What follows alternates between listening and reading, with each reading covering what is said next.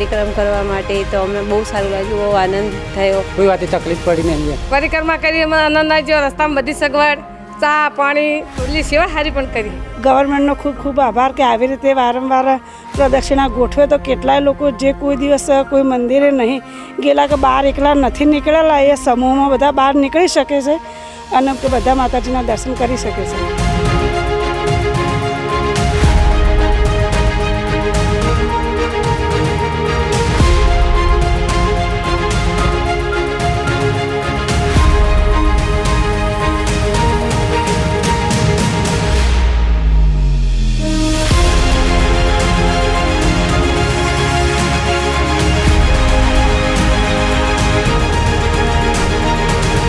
આખા ભાવમાં તો એ પોસિબલ નથી કે આપણે દરેક શક્તિપીઠ પર જઈ શકીએ. એટલા માટે ગુજરાત સરકાર દ્વારા અને ગુજરાત પવિત્ર યાત્રાધામ વિકાસ બોર્ડ દ્વારા એવું આયોજન કરવામાં આવ્યું છે કે આપણે 51 શક્તિપીઠની યાત્રા એક જ સ્થળે કરી શકીએ.